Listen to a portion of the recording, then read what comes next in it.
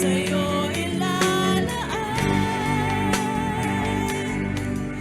sa'yo ilalaan, O Diyos, tanging sa'yo lamang, O Diyos, tanging sa'yo lamang, O Diyos, tanging sa'yo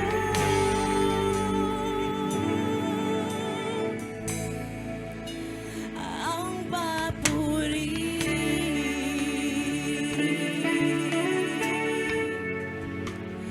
Ang papuri.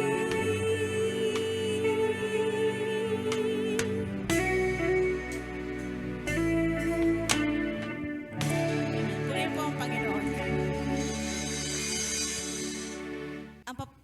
Ang papuri po ay para sa Panginoon.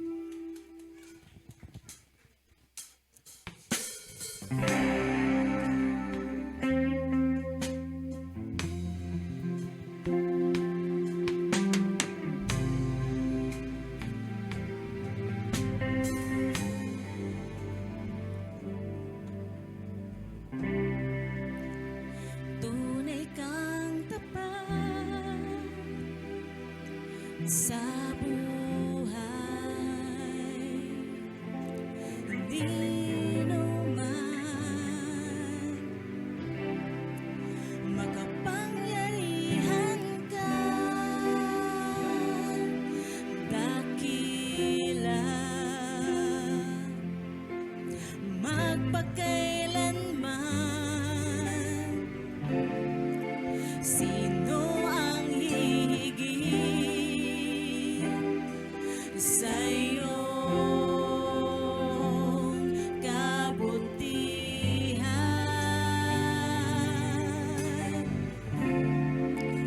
Wala ni isa, walang sino pa man.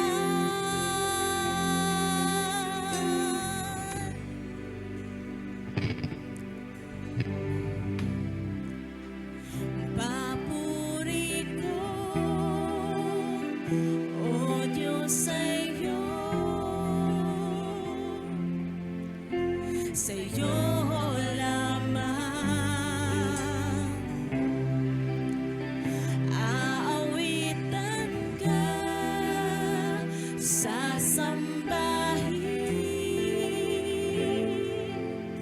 sasambahin tunay. Ang buhay ko sa'yo ilalaan, sa'yo ilalaan, O Diyos, tanging sa'yo lamang ang papuri.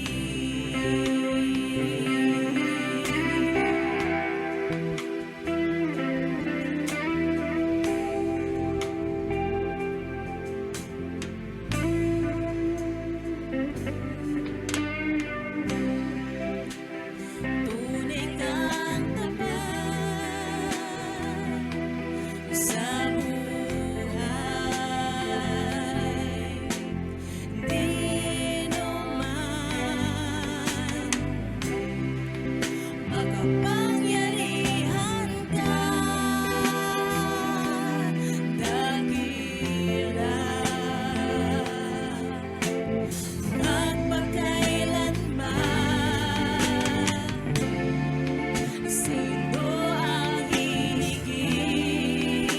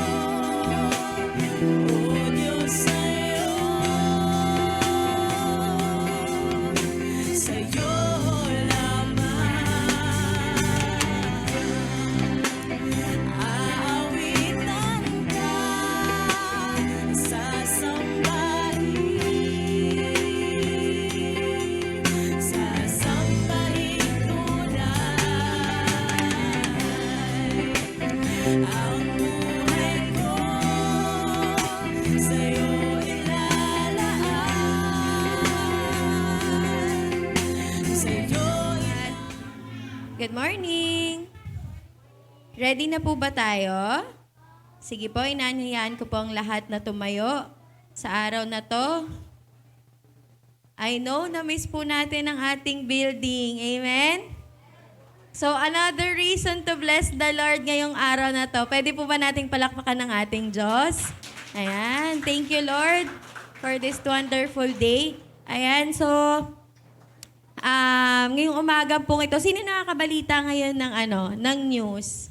Sino yung mga recent na nakabalita? So, I know, ewan ko lang po kung napalitaan niyo yung accident dun sa plane na namatay yung 200, I think 200 plus or roughly papuntang 200. And then, meron isang passenger na grabe yung iyak ng anak niya kasi supposedly nandun yung mama niya. Nagkataon lang na na-late siya dun sa flight. So, she survived. I mean, hindi siya na-survive pero hindi siya kasama dun sa na-accident. So, kung ngayong umagang pong ito is tingin po natin is wala po tayong reason to worship the Lord. Tingnan na lang po natin yung naging accident. So now, if we are awake, God allowed us to be here. We have a very beautiful Sunday, a sunny Sunday, good weather. Tingnan niyo po yung mga katabi niyo, yung family niyo, maganda yung kalusugan, may bahay, may kinakain, may mga galing sa karamdaman, pinagaling, may mga pinrovide ang Lord, hindi man agad-agad, pero yung provision niya non-stop, hindi nagkukulang, hindi man sobra, pero sapat. Amen? So we have all the reasons to worship the Lord. Amen po ba yun? And let's devote ourselves this morning para po salubungin natin ang ating Diyos na meron pong galak sa ating mga puso. Sige po, tinatawagan ko lang po si Sister Irene po for our call to worship.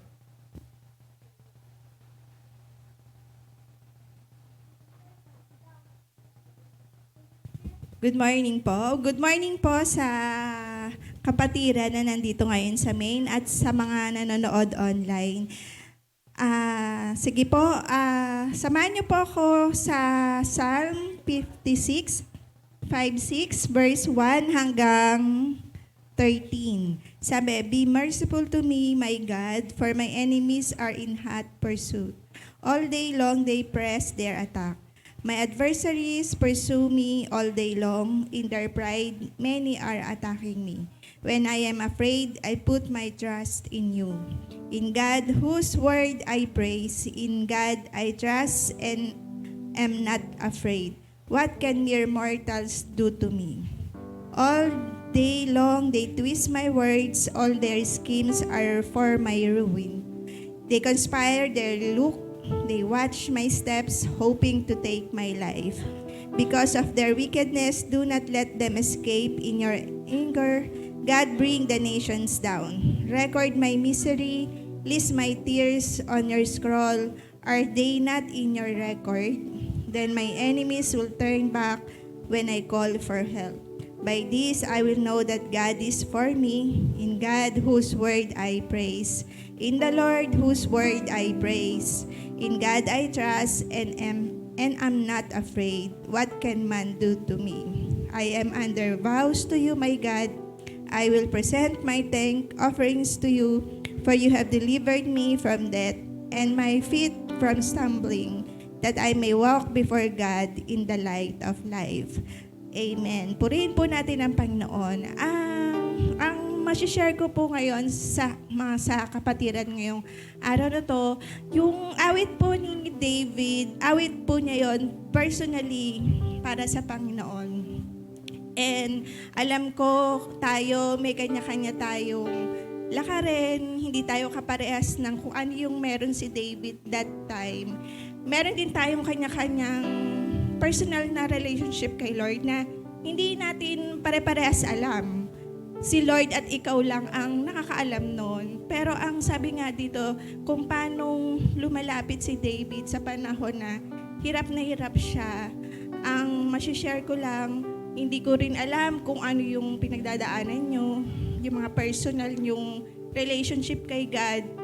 But masasabi ko lang, meron din tayong sariling awit na ibigay para kay Lord. Depende sa kung anong nararanasan natin. May mga time na madali, may mga time na masaya tayo, pero may mga time na nahihirapan din tayo.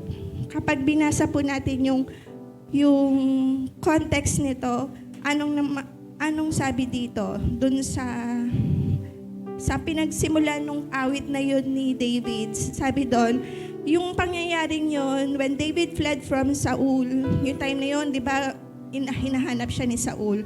He was forced to enter enemy territory, the land of the Philistines. When he was recognized, David was captured but pretended to be insane. This song reflects his prayer for safety while subject to these dangers. Kumbaga, sa panahon na wala siyang matatakbuhan, pumunta pa siya sa territory ng mga kaaway.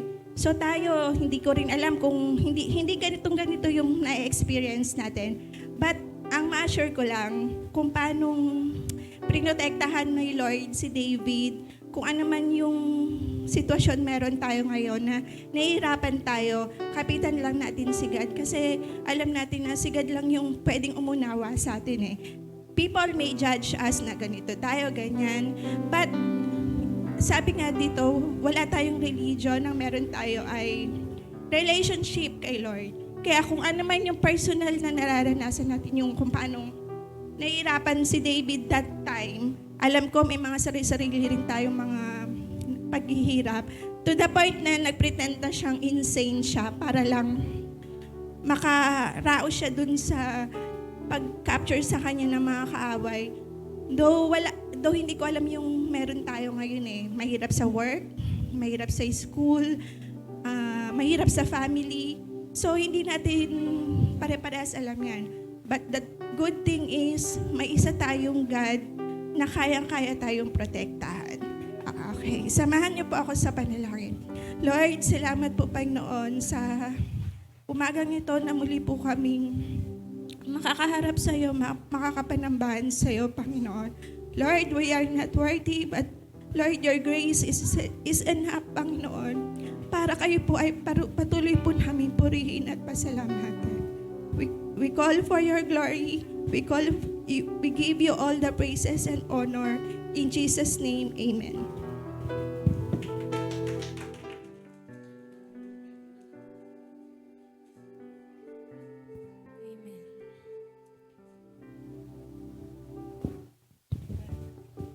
Good morning po muli. At nakakatuwa tayo po muli ay sama-sama sa lugar po na ito. At purihin po ang Panginoon sa lahat ng patuloy niyang ginagawa sa atin. At yun, bigay po natin sa Lord yung pasasalamat na yun ngayong pong umagang ito. Speechless. Pero napakabuti po ng Panginoon. Amen? Purihin po natin ng Diyos sa lahat ng kanyang gawa sa ating buhay. Hallelujah! Purihin ka, O Diyos. We worship you, Lord.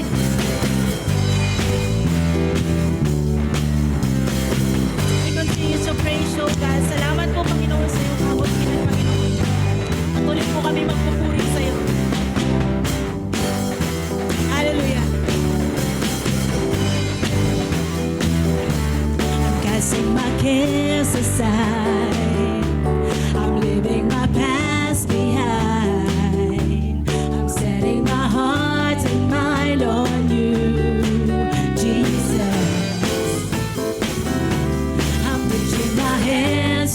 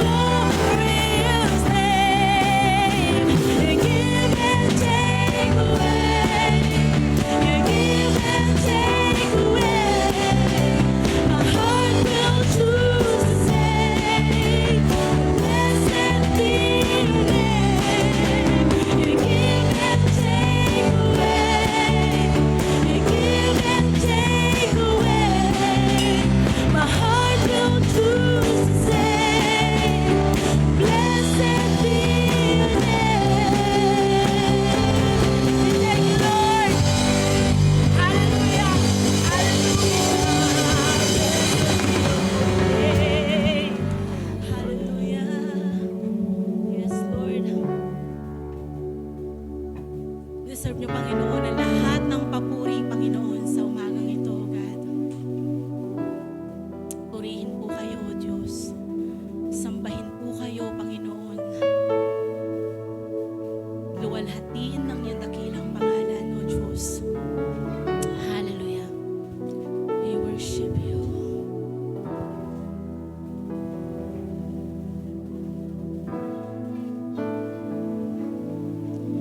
I worship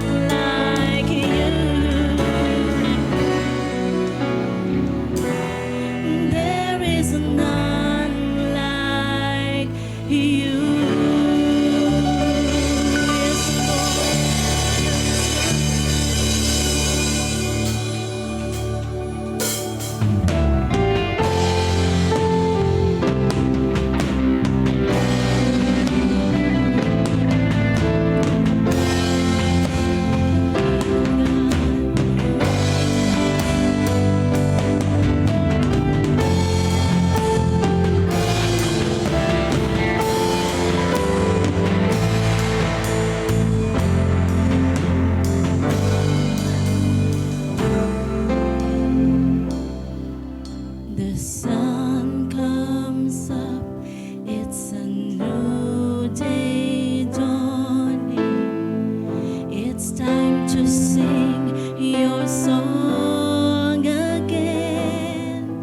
Whatever may pass and whatever lies before me. When the evening comes, bless the Lord, oh my soul. Oh, my soul, worship you.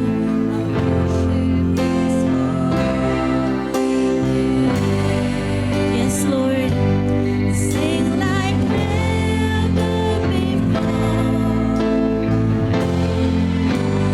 I worship your holy name. You're rich in love and you're slow to anger. Your name is great and your heart is kind. For all your goodness I will keep on singing. 10,000 reasons for my heart to find. Bless the Lord, oh my soul.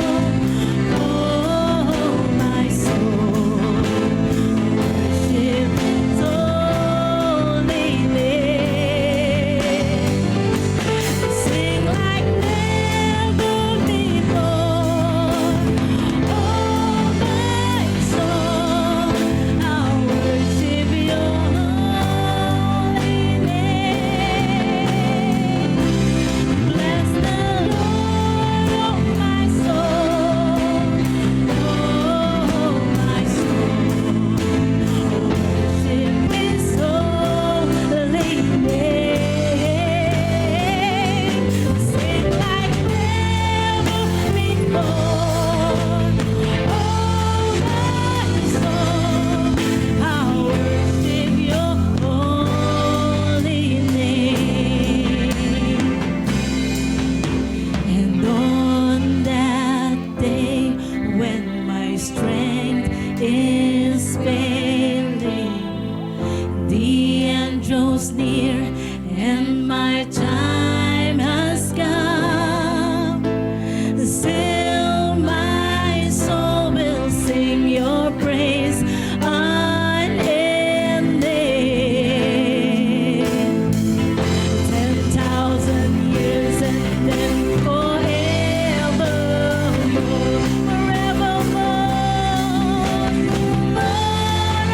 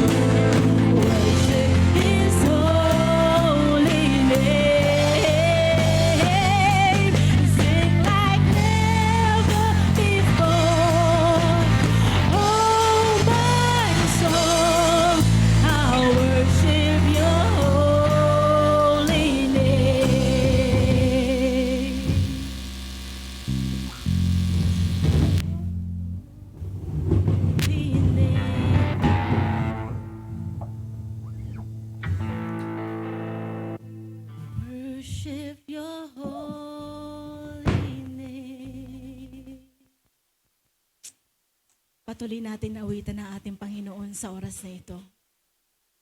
Bless the Lord, oh my soul. Ang ating tinig ay ating iangat. Worship you. Sambahin natin yung Diyos na mabuti. Sambahin natin ang Diyos na dakila.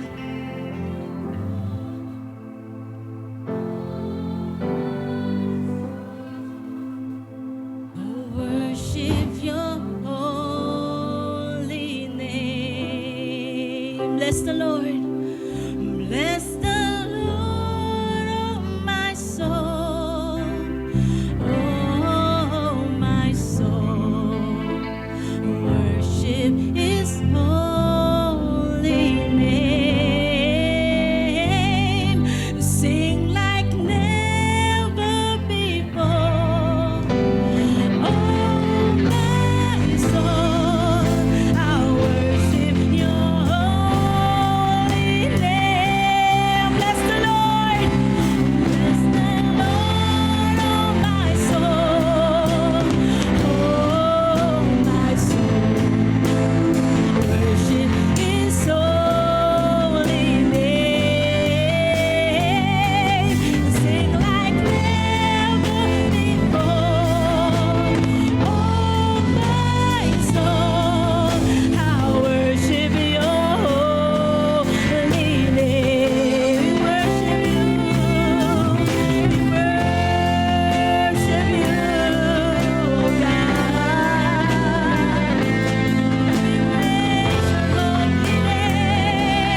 Almighty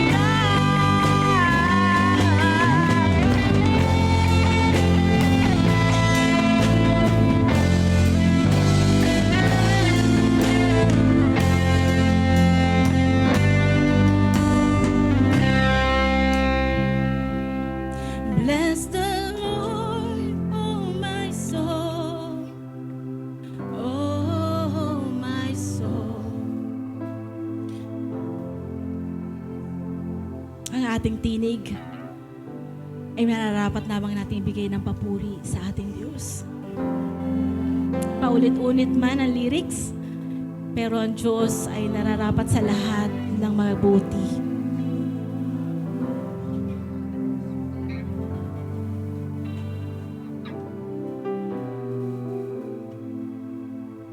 Worship Your holy name. Worship Your holy name.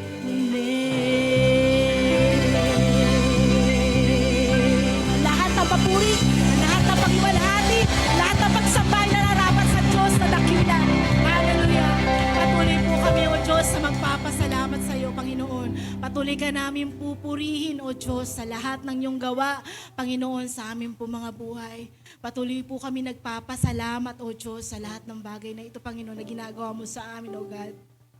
Purihin po kayo, O Diyos. At patuloy po kami, O God, na nagpapasalamat sa lahat ng ito, Panginoon.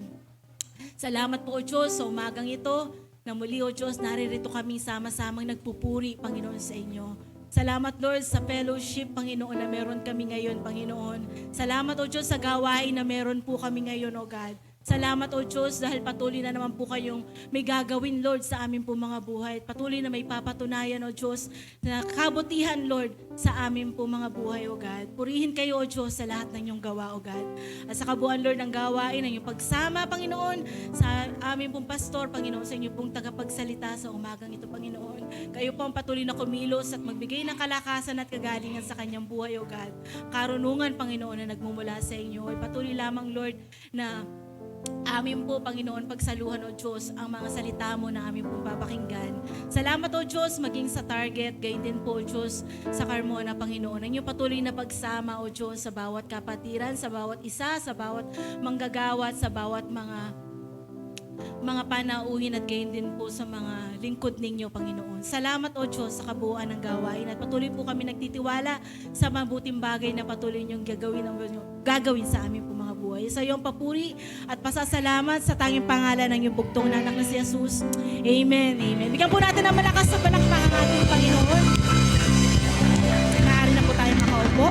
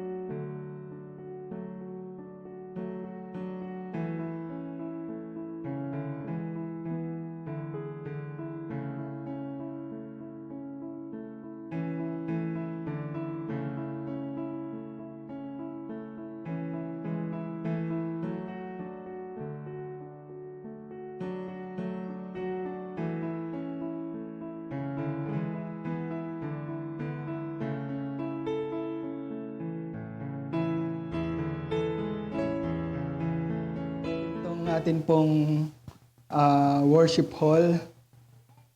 Yan. Salamat sa Panginoon dahil at last nakabalik na tayo rito, may kuryente. So, medyo mainit nga lang dahil siguro mainit talaga ang panahon. But let's give time po sa atin pong air condition upang palamigin po niya yung atin pong place. But our hearts, let's remain warm yung atin pong mga puso sa atin pong Panginoon. Sa umaga pong ito, nais ko pong batiin muna yung mga tatay. I guess I will be speaking to sa dalawang tatay sa umaga po na ito. And the rest of the congregation ay matulog na lang muna kayo. Okay. Salamat sa Panginoon. But, alam naman po natin, ang salita po ng Diyos ay para sa atin pong lahat. Ako po ay naniniwala na bagamat ang focus po ng atin pong pag-uusap sa umaga pong ito is all about sa mga tatay po natin, ngunit ang salita naman po ng Diyos ay patuloy po na nangungusap po sa atin. At hayaan po natin na maging malaya po ang salita ng Diyos upang sa bawat isa po ay magturo din po sa atin kung paano po tayo magiging kabalikat ng atin pong mga ama ng tahanan. Amen? Sapagkat kung kayo po ay asawa, kayo po ay ibinigay ng Diyos sa atin pong mga tatay upang maging kabalikat sa pagtataguyod ng atin pong pamilya. Alam naman po natin na kayo na mga asawa, ang sabi nga nila, ay hinugot sa tadyang ni Adan. Di po ba?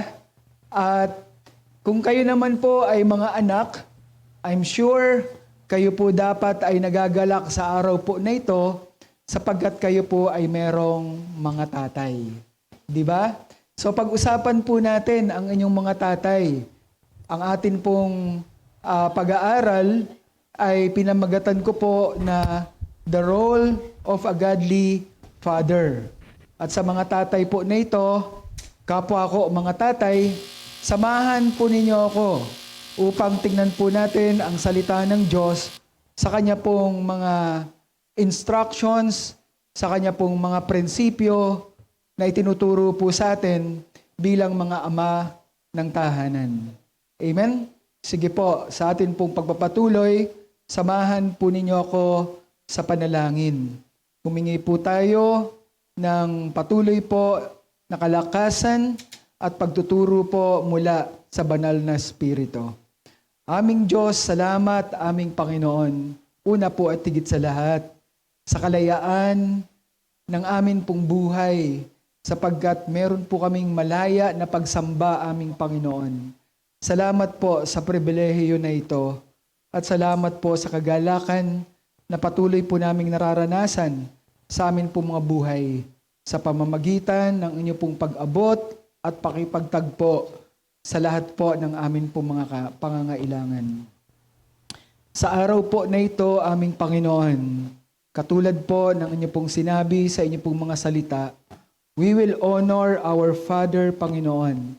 And today, O God, we dedicate this message, Lord, sa lahat po ng mga tatay, Panginoon. At kami na mga anak, aming Panginoon, hayaan po ninyo na kami ay magpuri at magbigay parangal po sa amin po mga tatay, sapagkat sila po ay bayani po ng amin po mga buhay. Maraming pong salamat, O Diyos. Ingatan at pagpalain po nyo kami sa araw po na ito as we look at your words, aming Panginoon. We ask your Holy Spirit, O God, that He may teach us today, Panginoon, on about the role of a godly father. Maraming pong salamat, O Diyos. Sa inyo po namin ipinagtatagubilin po ang lahat, Panginoon, ng amin pong programa sa araw po na ito. Sa inyo po nagmumula ang tagumpay, kaya ang amin pong pagtitiwala at pag-asa ay nasa inyo lamang. Salamat po, O Diyos, sa pangalan ni Jesus. Amen and amen. The role of a godly father. Bilang anak po sa araw po na ito, ako po ay may desire sa aking pong puso na alalahanin ko po ang mabubuting aral at pagtuturo na akin pong natanggap sa akin pong earthly father. Sapagkat ang araw po na ito ay ibinigay po bilang araw upang sila po ay parangalan. But, nais ko po na atin pong tingnan ang mga bagay na itinuturo naman sa atin ngayon ng atin pong spiritual father, our God, who is truly the Father of all, ang ama po ng lahat ng mga tatay. Dito po sa atin pong pag-aaral, nais ko pong pasimulan ito sa aklat po ng Kawikaan. In Proverbs chapter 20 verse 7, ito po ang sabi, the godly walk with integrity, the godly walk with integrity. Blessed are their children who follows them. Ang mga lumalakad daw po ng may integridad, sila daw ay lumalakad ng makadiyos.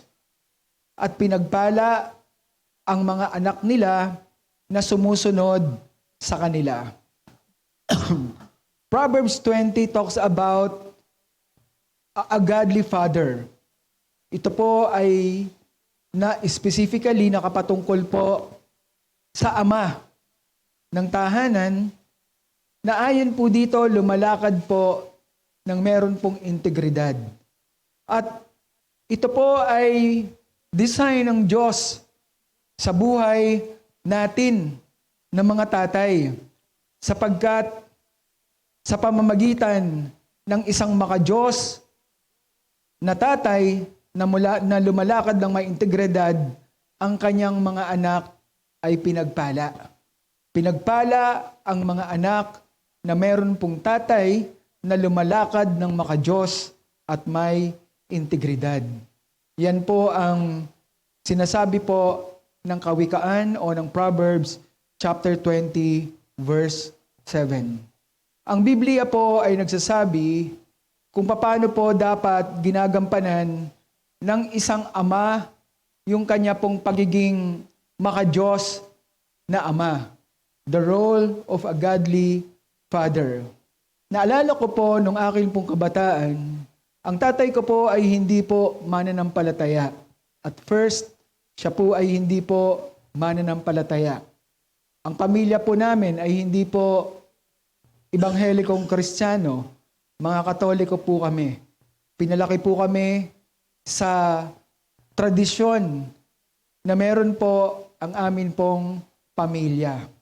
Hindi ko po narinig sa akin pong tatay na kahit minsan ay nagturo po siya sa amin mula po sa salita po ng Diyos. Sapagkat ang tatay ko po ay hindi nagbabasa ng Biblia. Maging ang akin pong nanay ay hindi po nagbabasa ng Biblia. Sa bahay namin ay may Biblia, ngunit wala pong bumubuklat at wala pong nagbabasa po nito. Ngunit nung naging mananampalataya po kaming magkakapatid, ang amin po mga magulang ay nabahaginan po namin ang salita po ng Diyos. At doon nagpasimula na marinig ko po at maunawaan ang mga prinsipyo na itinuturo po ng akin pong tatay. Ang akin pong tatay, bagamat noon ay hindi po mananampalataya, nakita ko sa liwanag po ng Biblia na ang kanya pong itinuturong mga prinsipyo ay makadiyos. So maaari pong maging makadiyos ang isa pong tatay, bagamat siya po ay wala pong tunay o biblikal na pagkakakilala at relasyon po sa Diyos.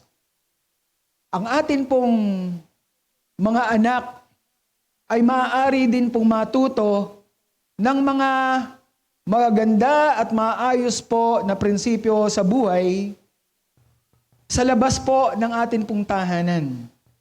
Ngunit, hindi po yan ang design o disenyo ng Diyos sa atin pong mga anak at sa atin pong pamilya.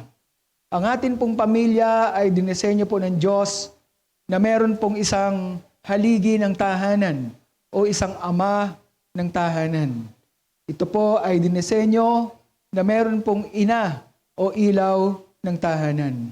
At ang bawat isa po sa kanila ay meron pong tungkulin o meron pong role na dapat pong gampanan. Ayon po sa Biblia, ang role po ng isa pong tatay o isang makadiyos na tatay ay ganito. The father is number 1, priest in his home. Second, the father is provider of his own home. And third, the father is protector of his own home. Sa atin pong pag-aaral sa umaga pong ito, ang akin pong ibibigay po sa inyo ay mga prinsipyo. Mga prinsipyo na dapat ay makita po natin sa atin pong mga tatay. Mga tatay na dapat sila po ay makadiyos at lumalakad po ng may integridad. Ang sabi po sa Job, Kabanatang 1, Talatang 4, ay ganito. His sons used to go and hold a feast in the house of each one on his day, and they would send word and invite their 3 sisters to eat and drink with them. When the days of feasting had completed their cycle, Job would send word to them and consecrate them, getting up early in the morning and offering burnt offerings according to the number of them all. For Job said, perhaps my son have sinned and cursed God in their hearts. Job did it continually. Si Job po ay ama po ng tahanan. Meron po siyang mga anak na lalaki at mga babae. Dito po sa Job chapter 1, sa kapistahan na kanila pong ipinagdiriwang, ang ginagawa po ng kanya pong mga anak ay nagdaraos po ng fest na ito o ng festival po na ito. Sila po ay meron pong pagtitipon, pagsasalo-salo, at pagsasaya, parang party sa bawat tahanan po nila. At dito po, yung mga anak na lalaki po ni Job, ay inimbita po yung kaniyang mga kapatid, ang 3 po niyang babaeng kapatid, upang kumain at uminom na kasama po nila habang sila ay nagdaraos ng festival. At pagkatapos po ng festival po na ito, pinatawag pinasabihan po ni Job ang kanya pong mga anak upang sila po ay mag-consecrate.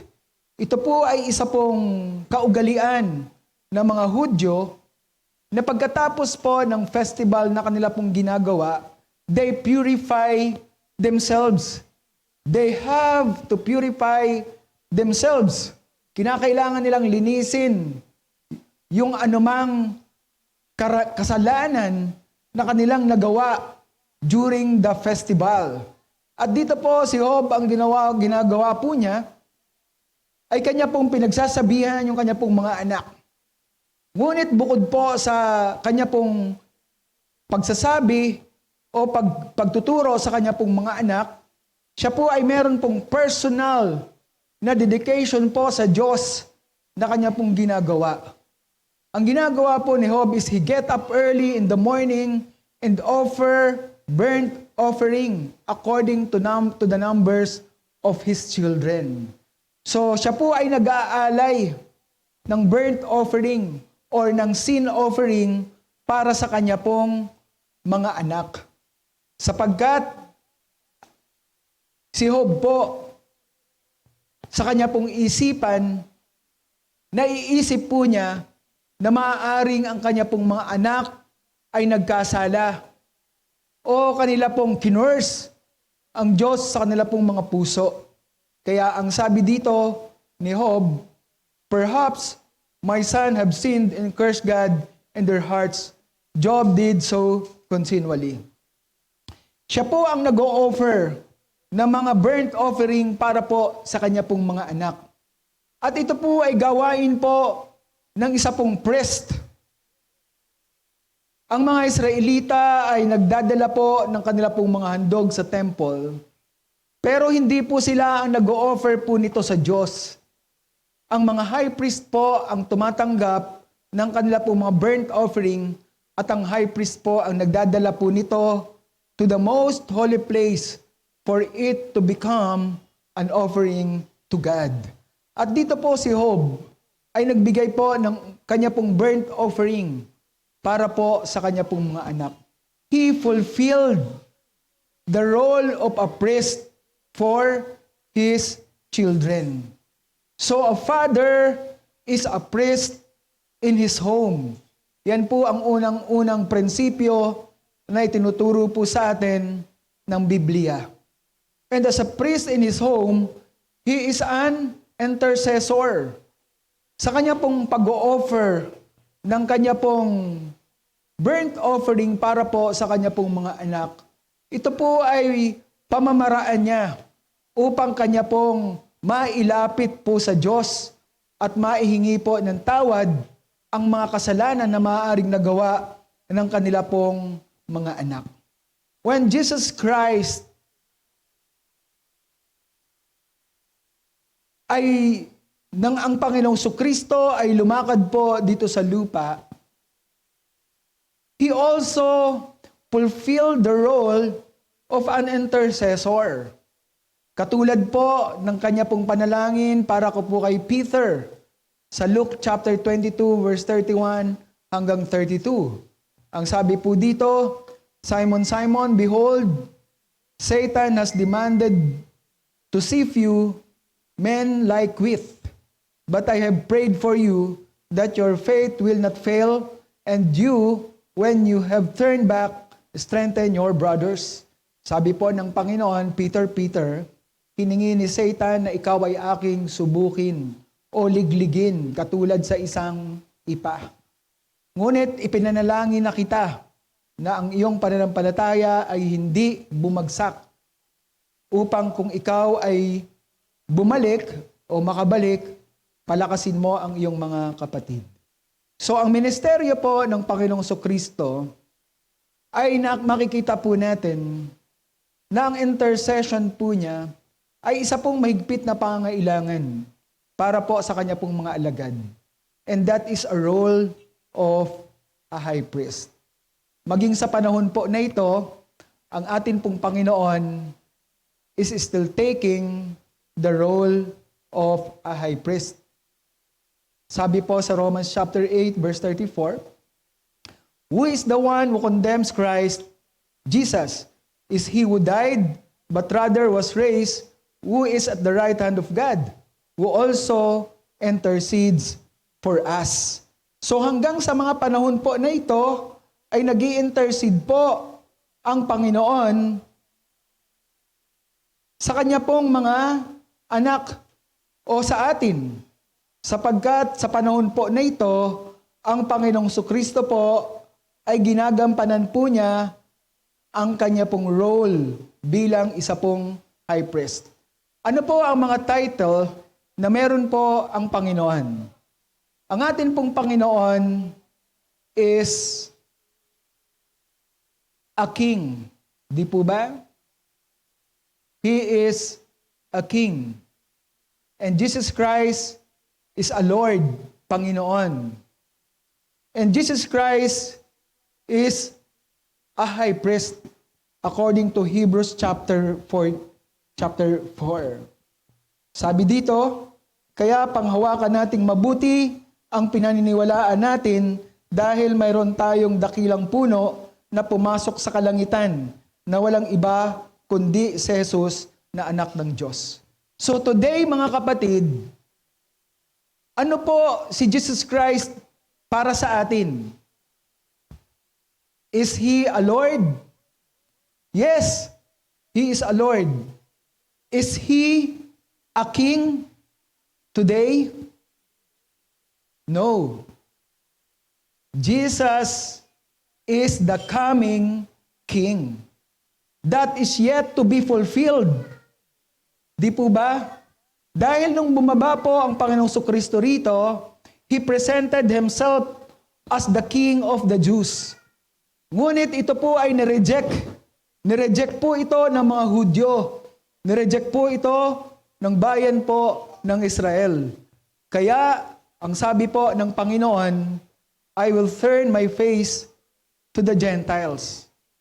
Kaya hindi po naganap yung pagtatatag ng kaharian po ng Diyos, the promised kingdom, because the Jews rejected Jesus Christ as their king. And therefore, sa panahon po na ito, hindi pa po nagaganap yung prophecy po that Jesus Christ will be our king.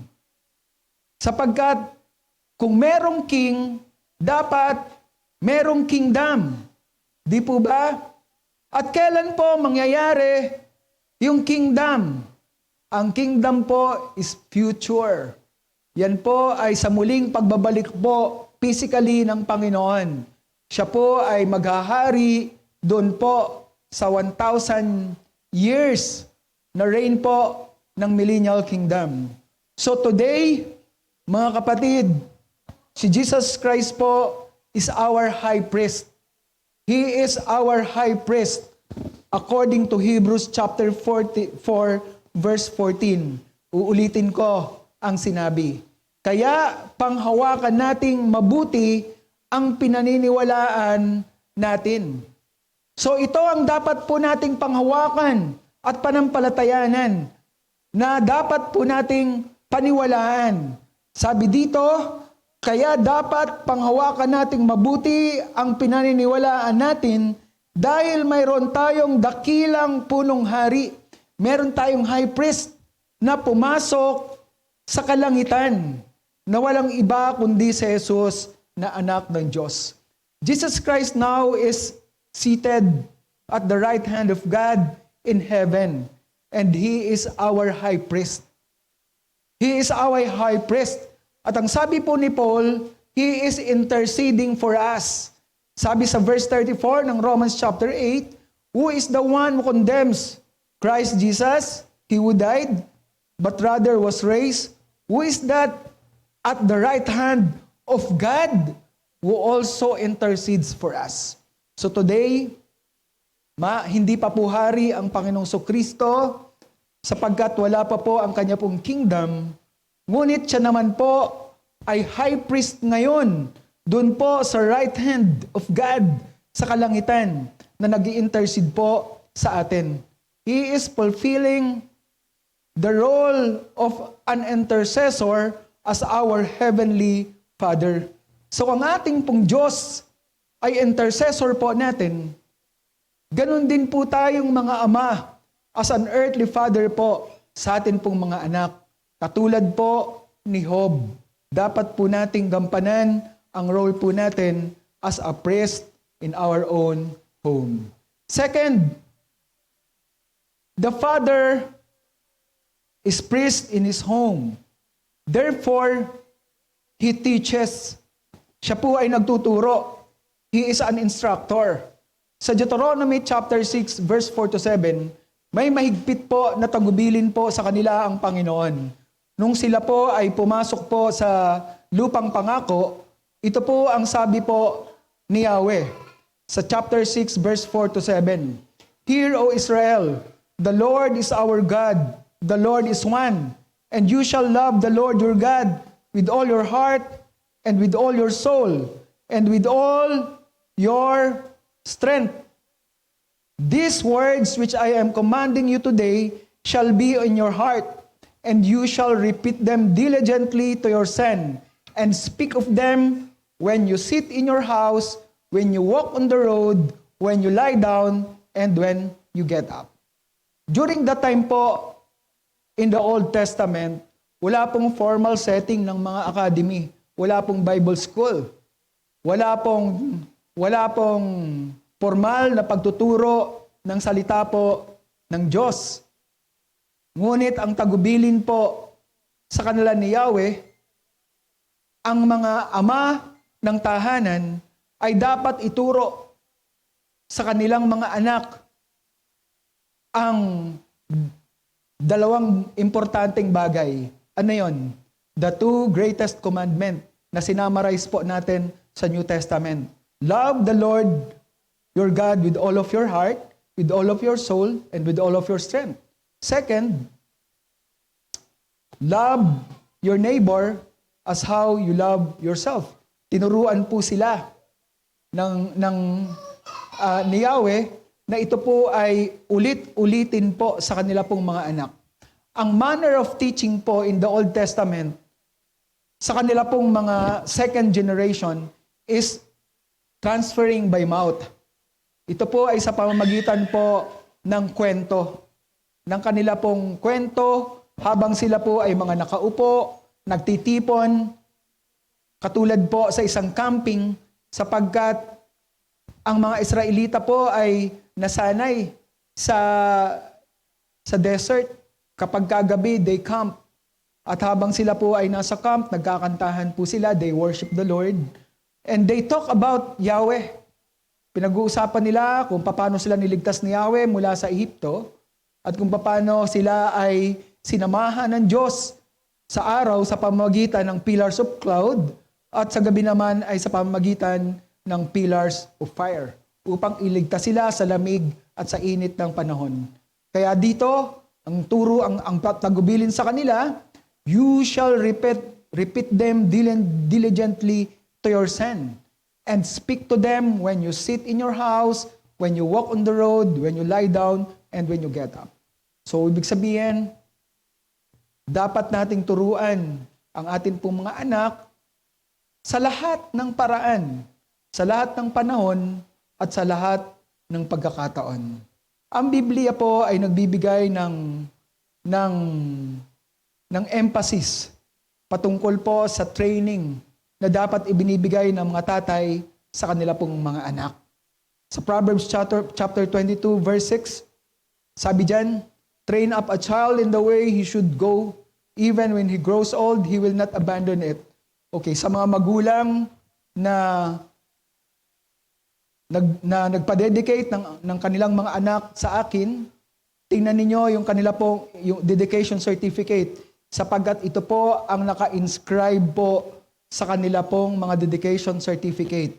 Yan po ay hindi para sa mga anak, kundi yan po ay para sa mga magulang. Na dapat ay i-train po natin yung atin pong mga anak the way he should go. Saan paraan po ba natin ite-train ang atin pong mga anak on the way he should go? On the way he should go means we need to train them how to go to church, to worship the Lord, to serve God, and to share the goodness of the Lord. Dapat turuan po natin ang atin pong mga anak kung sino po ang atin pong Panginoon, kung sino siya sa atin pong mga buhay. Upang sa kanya pong paglaki, ito ay kanyang pangahawakan at anuman ang mangyari sa kanya pong buhay, he will not abandon his faith. So yung pananampalataya sa Diyos, ang atin pong dapat at pinakamahalaga na maituro sa atin pong mga anak as a father. Kung tayo po ay hindi magtuturo sa atin pong mga anak, darating po ang panahon na ganito ang gagawin po natin. Sabi po sa Proverbs chapter 13 verse 24, he who withholds his rods hates his son, but he who loves him disciplines him with diligently. Hindi po tayo umabot sa panahon na kinakailangan po nating gamitan po ng pamalo yung atin pong mga anak. Ngunit pagdating po ng panahon na kinakailangan po nating gamitin yung rod of discipline, dapat ay ibigay po natin ito sa mga anak.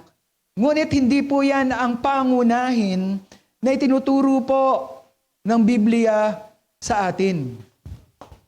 Itong Proverbs chapter 13 verse 24 ay ipinapayo po sa mga magulang na sa una ay hindi po nila tinuruan po ang kanila pong mga anak.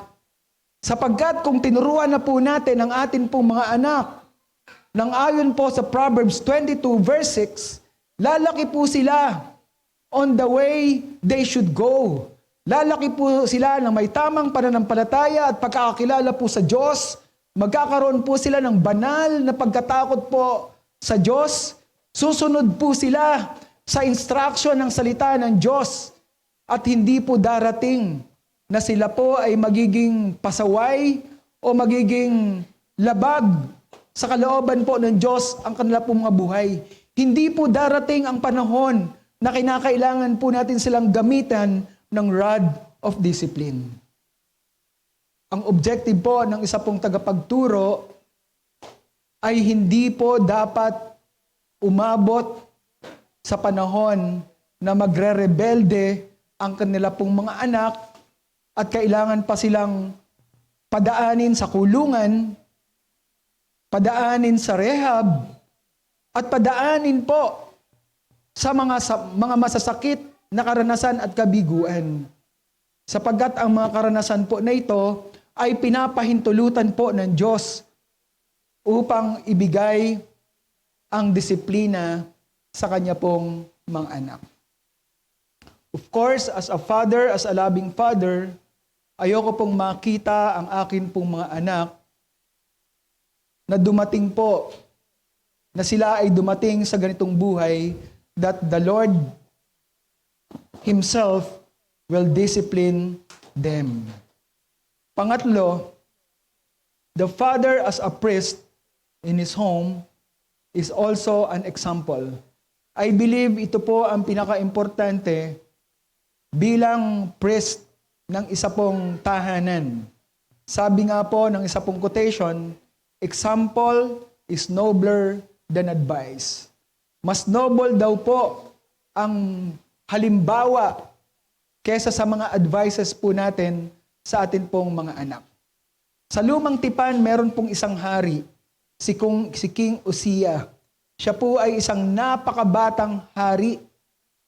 Ngunit naging matagumpay po siya dahil sinundan po niya ang mabuting halimbawa ng kanya pong ama. Sa Chronicles chapter 26 verse 3 to 4, ito po ang sabi, Uzziah was 16 years old when he became king, and he reigned for 42 years in Jerusalem, and his mother's name was Jecoliah of Jerusalem.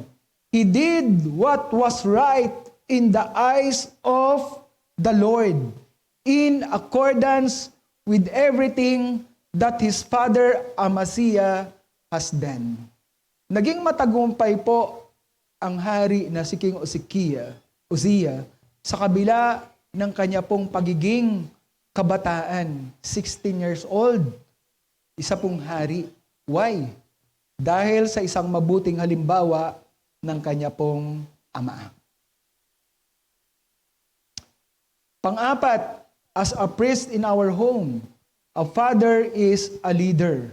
Ephesians chapter 6 verse 4 says, Fathers, do not provoke your children to anger by the way you treat them. Rather, bring them up with the discipline and instructions that comes from the Lord. Makita po natin yung first statement that says, Fathers, do not provoke your children to anger by the way you treat them. So, sinasabi po dito ni Paul na maaaring tayo pong mga tatay, ma-provoke po natin yung atin pong mga anak. O maitulak po natin ang atin pong mga anak sa isa pong galit. At ang galit po na ito ay rebellion. So maaaring ang mga tatay, kung paano nila tinitreat o tinuturing yung kanila pong mga anak, ay nagpo-provoke po ito upang magrebelde ang kanila pong mga anak. Hindi daw po dapat ganon ang sabi po ni Paul. Sabi niya, rather, bring them up with the discipline and instructions that comes from the Lord. So ang ibig po sabihin, tayo po bilang mga tatay, ang maglilid po, ang mangunguna sa atin pong mga anak upang sila po ay magkaroon po ng disiplina. Ang ibig po sabihin, dapat unang-una ang disiplina ay makita po sa atin. Ang disiplina po ng pagiging isang Kristiyano ay dapat po makita unang-una sa atin ng mga tatay. So kayong dalawa ng mga tatay na kapwa ko, ito ay para sa ating tatlo. So para sa ating tatlo. So tayo ay dapat maging tagapanguna ng atin pong mga anak when it comes to discipline. Paano nga naman natin tuturuan ng disiplina ang atin pong mga anak kung tayo mismo hindi nila kinakikitaan ng disiplina? Anong klaseng disiplina ang dapat meron tayo? Ang disiplina na meron tayo ay nagmumula sa instruction mula sa Panginoon.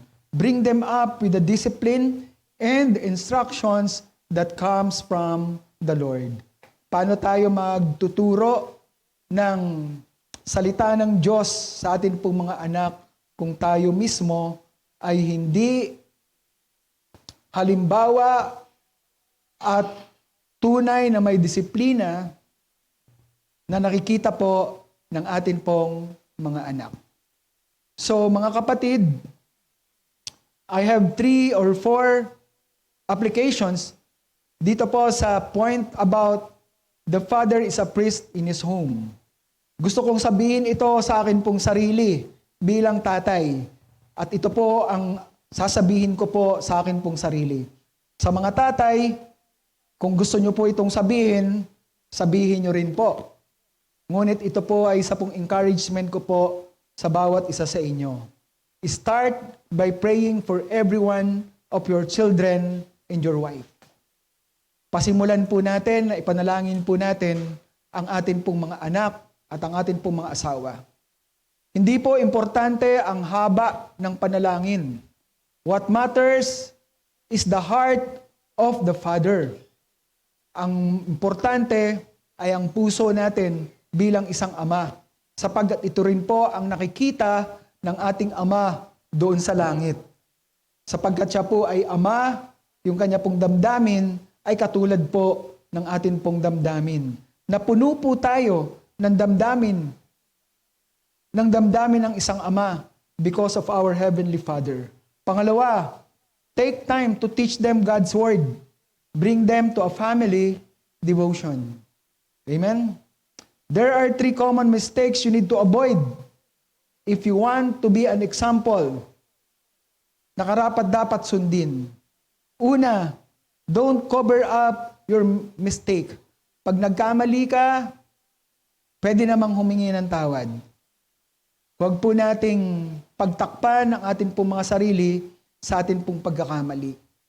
Kadalasan, ang pagiging mapagpakumbaba ay makikita sa pamamagitan ng pagtanggap natin ng sarili nating pagkakamali. At yung pagpapakumbaba na yan, ang isang magandang maituro natin sa ating mga anak. Don't criticize others while the children are watching. Yan. Don't criticize others while the children are watching. Especially yung ating pong asawa. Don't maintain a fake front. Always be yourself. Maging totoo tayo sa ating mga anak. Pakita natin kung sino talaga tayo. Huwag tayong maging the fake father. Pang-apat, pray that the Holy Spirit will help you. Hindi po madali ang maging tatay. Kailangan po natin ng kapangyarihan po ng Diyos. Kailangan po natin ng tulong ng banal na Espiritu. We need to submit ourselves and subscribe help from the Holy Spirit upang tayo po ay hubugin ng Diyos na maging tunay na ama at priest ng atin pong tahanan. The second role of a father is a provider. Provider of his own home. Provider in what? Provider physically. Ang mga pisikal na pangangailangan ng atin pong mga anak ay dapat po nating ibigay. Sabi po sa 1 Timothy chapter 5 verse 8, but if anyone does not provide for his own, and especially for those his household, he has denied the faith and is worse than an unbeliever. So dapat ay maging provider po tayo sa atin pong pamilya. Yung atin pong role as a breadwinner ay panawagan po, ay biblical po na instruction po sa atin ng atin pong Panginoon.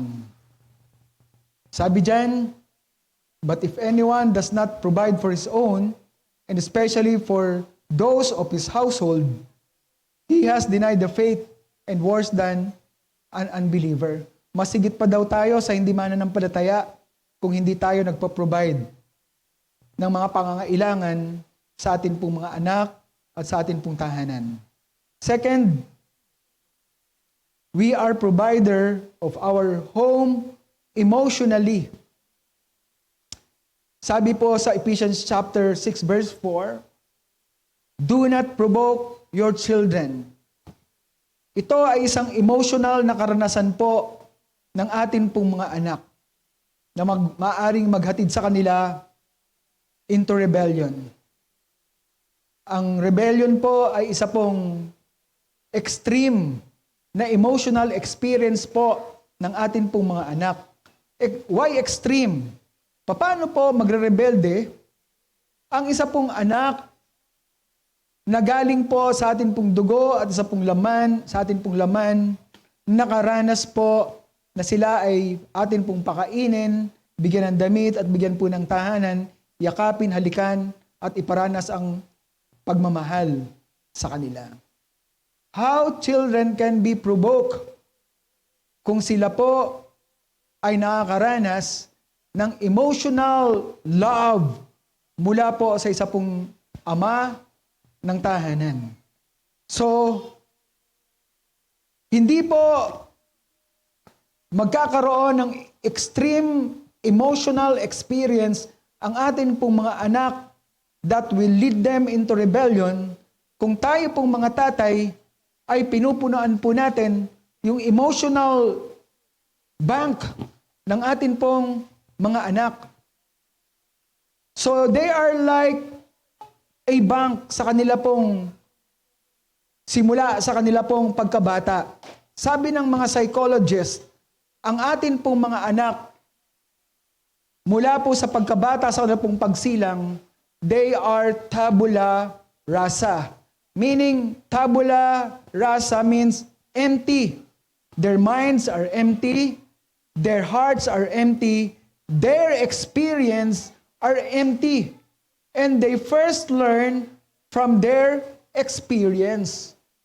Yung experience nila ang nagtuturo sa kanila ng kanila pong behavior. How they will behave. And that is an emotional experience. So, lahat po ng mga magulang ay pinagkalooban po ng tungkulin ng Diyos to develop yung kanila pong anak according to the likeness of God.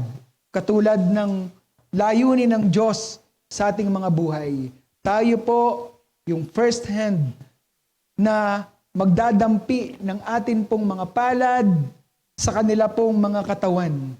And yung mga dampi ng atin pong mga palad transmit our emotions to them. Sabi nga nila, nasa sinapupunan pa lang daw po yung atin pong mga anak. Kung ano ang emotions po ng nanay ay natatransmit po sa kanya pong anak na sa sinapupunan.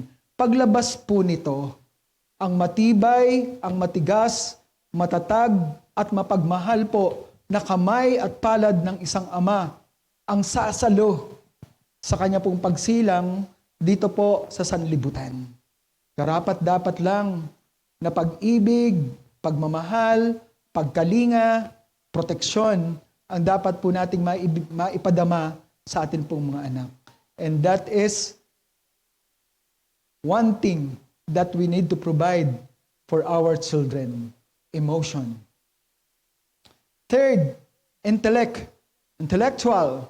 Sabi po sa Acts chapter 22 verse 3, I am a Jew, sabi ni Paul, born in Tarsus of Cilicia, but brought up in the city, educated under Gamaliel, strictly according to the law of our fathers, being zealous for God, just as you all are today.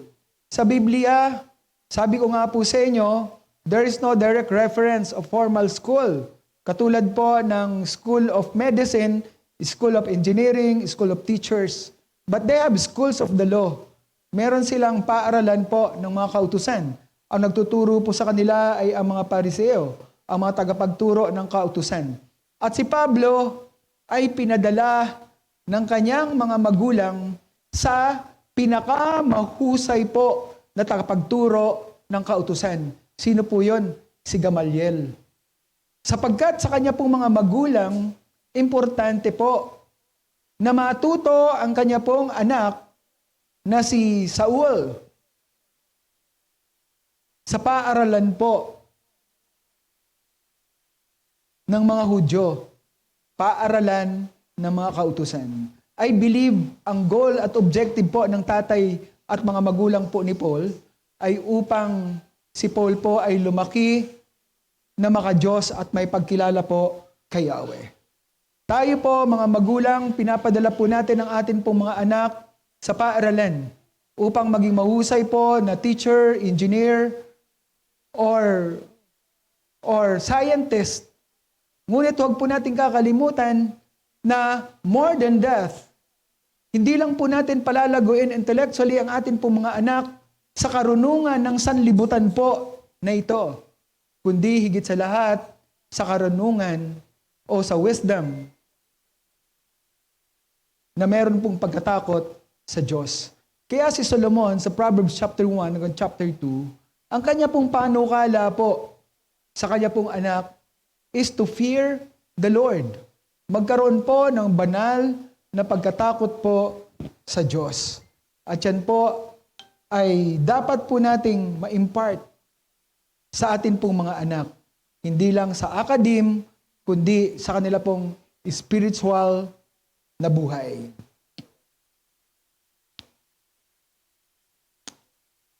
Sabi nga po dito sa applications na akin pong naisulat, fathers have no excuses for not providing for your family. Wala daw po tayong excuse na mga tatay sa pangangailangan ng provision po natin sa atin pong pamilya. Ito po ay hindi responsibilidad ng gobyerno, hindi rin po ito responsibilidad po ng church, hindi ito responsibilidad ng ating mga asawa, ito ay atin pong mga responsibilidad. May mga tatay po na naniniwala sila na ang fulfillment ng duty po na ito ay nangangailangan po ng verbal assurance na magsasabi sa kanya pong mga anak bilang katunayan na mahal po niya ang kanya pong mga anak. So, what is our verbal assurance? Ano yung salita po natin na mag-a-assure sa atin pong mga anak na mahal po natin siya? Na mahal po natin ang atin pong mga anak?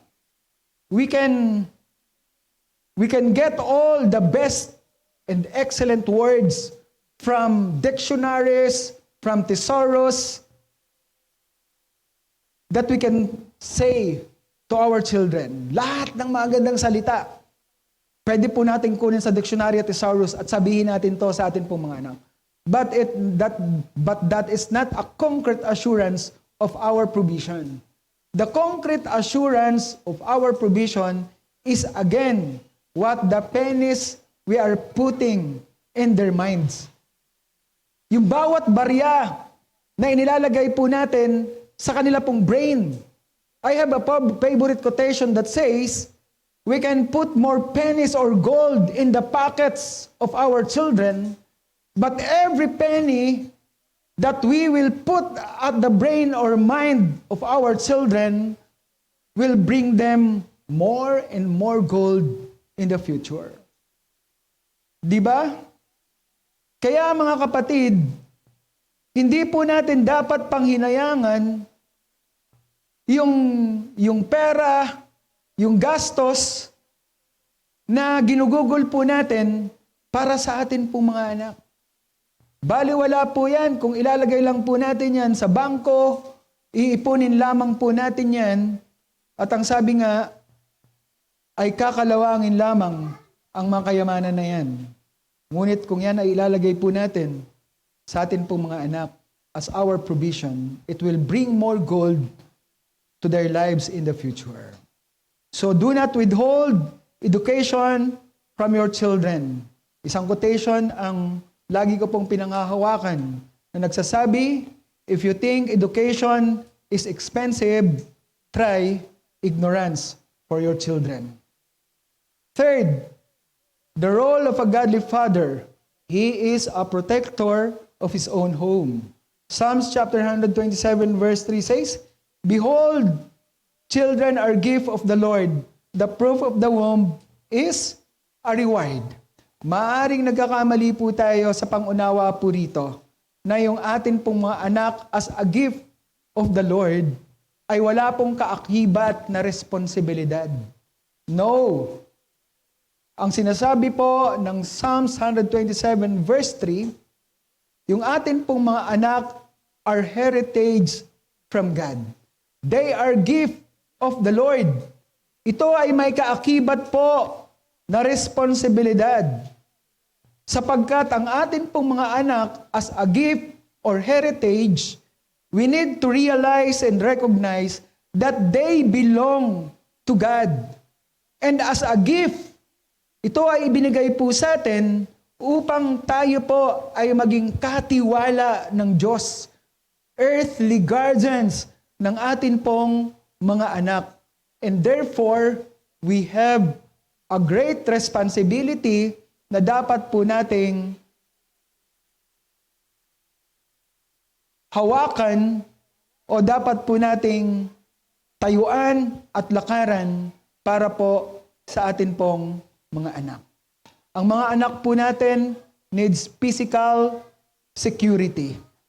Makita po natin sa kasaysayan at maraming kasaysayan po sa Biblia kung paano po kinailangan ng isang anak ang proteksyon, ang physical protection or security ng isang ama.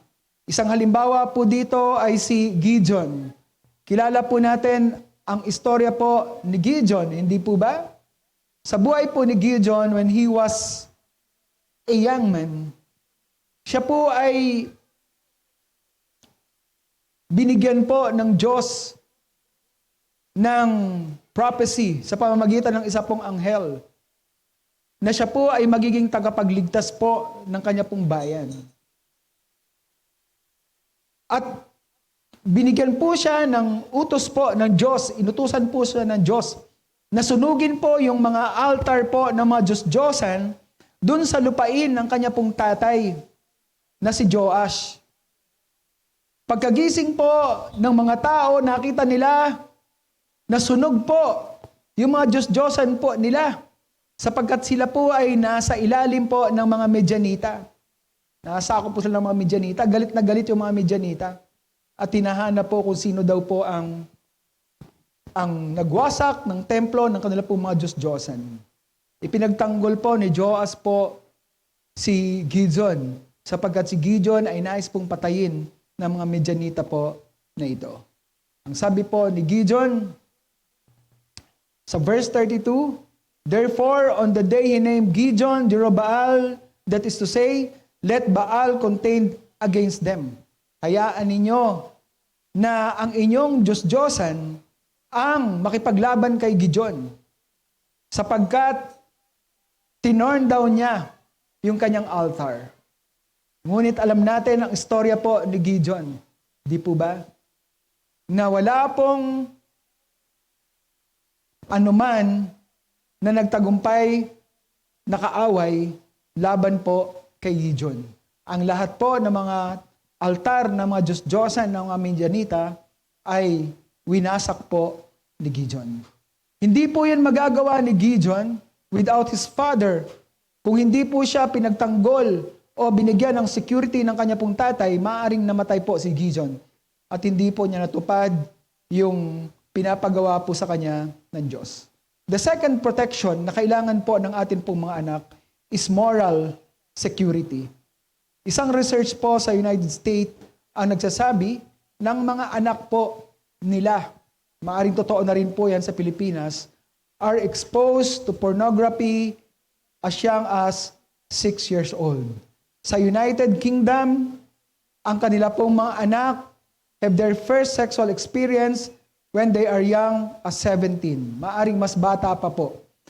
At ang internet po ay punong-puno ng moral garbage every day through social media, website, at kung ano-ano pang mga entertainment website. Yung kanila pong mga anak ay exposed sa ganitong klase pong karanasan. We need to protect the moral of our children. Third, emotional security.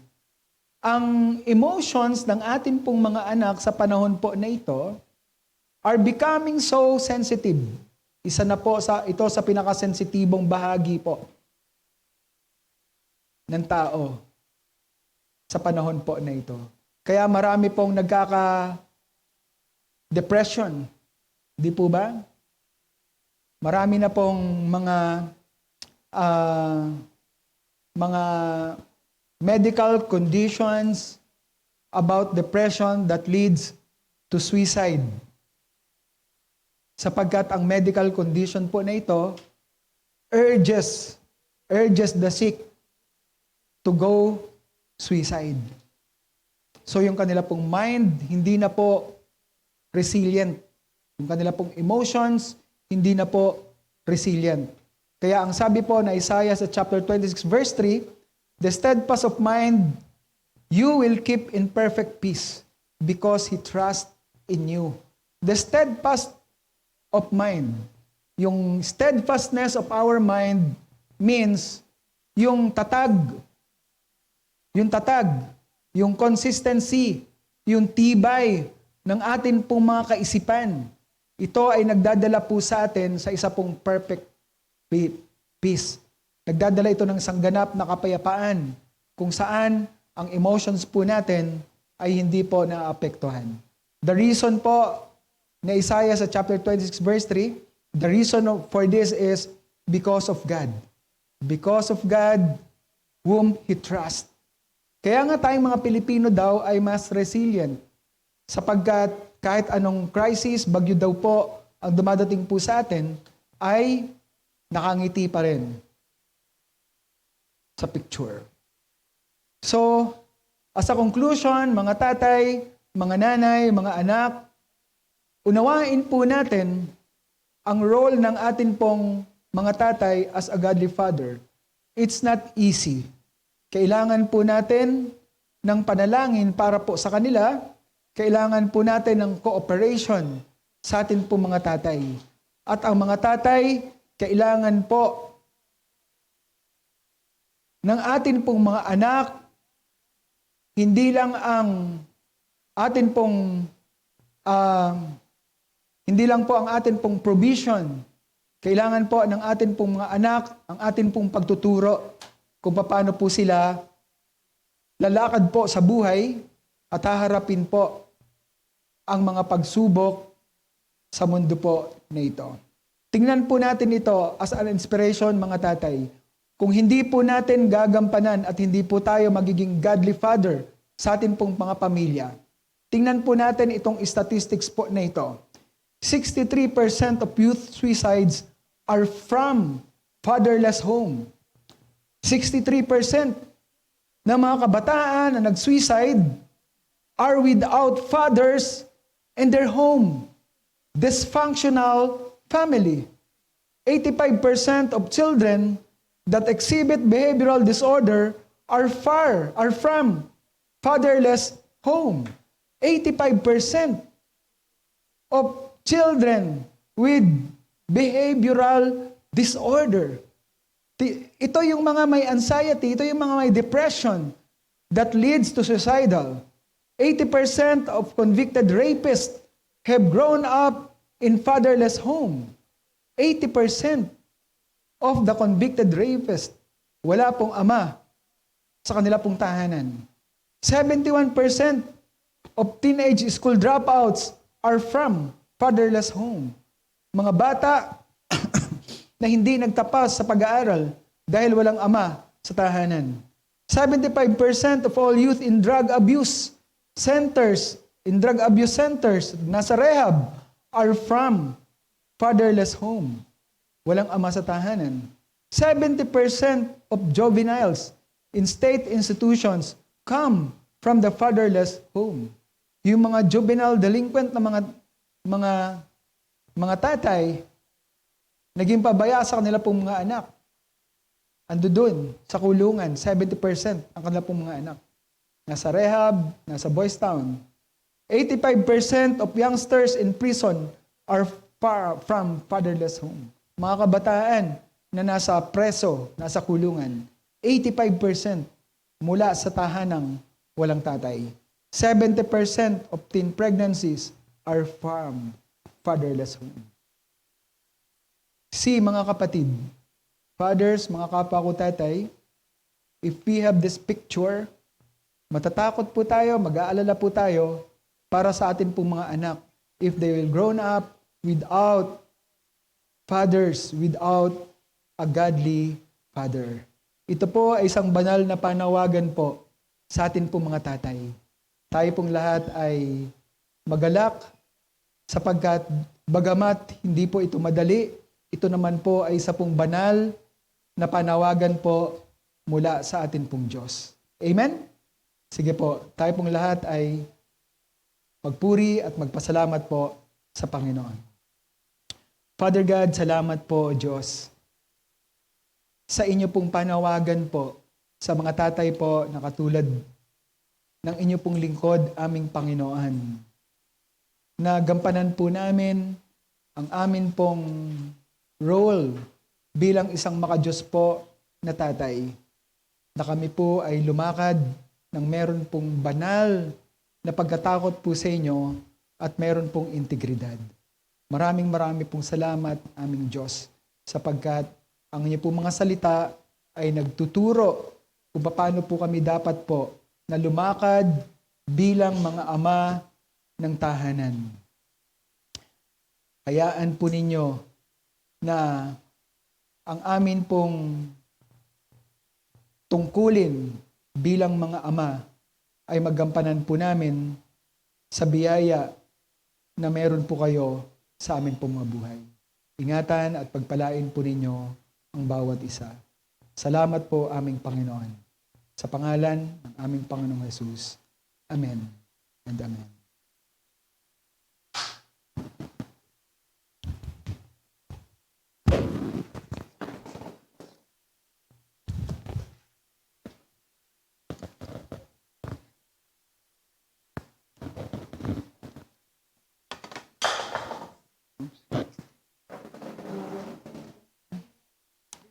Amen. Samahan niyo po ako sa pagkakaloob sa ating Panginoon. Lord, maraming po salamat, Panginoon, sa araw na ito na pinagkaloob mo sa amin. Sa mga napakinggan namin, Panginoon, sa online or sa dito, Panginoon. Alam namin, Panginoon, na alam niyo po ang puso ng bawat isa. Patuloy niyo po pagpalain, Panginoon, ng mga magbibigay at hindi aming Ama. Kayo po ang patuloy na mag-provide, Lord, ng needs ng TLCC, O God, higit sa lahat ng pangangailangan, Panginoon, ng TLCC team, O God, at ng church na ito, aming Ama. Kayo po ang patuloy na mag-provide, Lord. Bless niyo po ang magbibigay at hindi, Lord. Kayo po nakakaalam ng puso ng bawat isa, Panginoon. Alam niyo po, Panginoon, ang mga pangangailangan, Panginoon, ng bawat isa at gayon din po ng aming church, aming Ama. Salamat po sa iyo, Lord. Kayo po ang patuloy na pinupuri namin, pinapasalamatan, Lord. Bless this church, bless each one of us, O Lord. At kayo po ang patuloy na mamunat sa bawat isa, aming Ama. Salamat sa iyo, Father Jesus. Amen.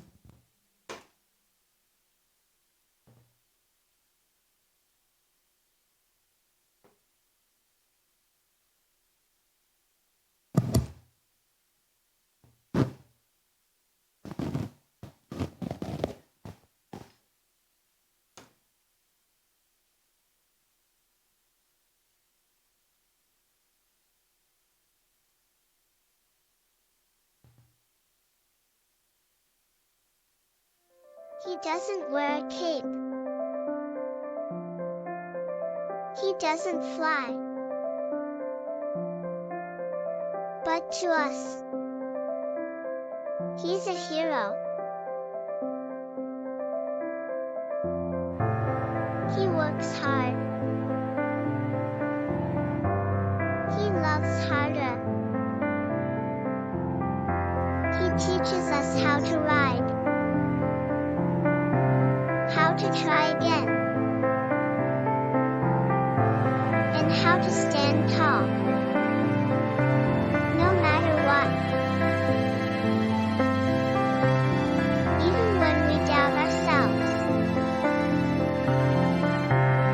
he never does. Some lessons are never spoken, just shown. To every daddy, Papa, Dada, Tatay, and all the father figures out there. Happy Father's Day! Father's Day, Daddy! Okay, what's your message for Daddy? Thank you, Daddy, for cooking delicious food. How about Ate? Thank you for taking care of us, especially at school. Okay, we love you, Daddy! Love you too!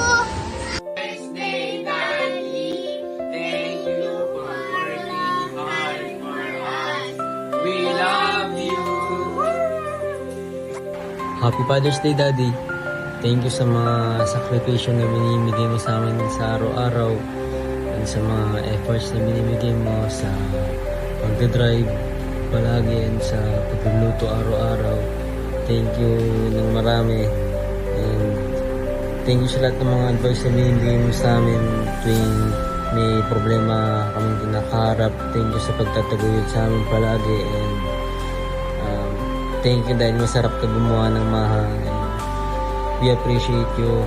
Happy Father's Day. Hi, Kevin J.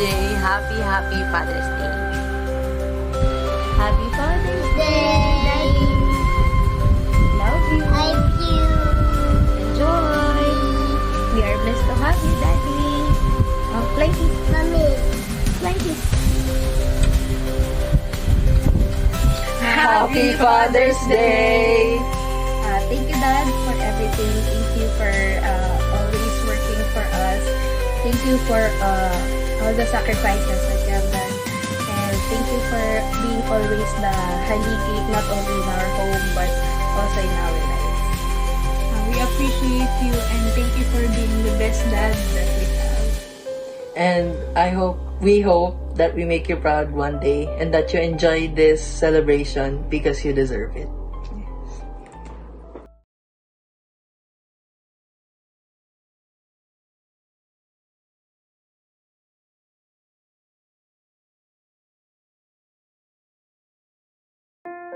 He doesn't wear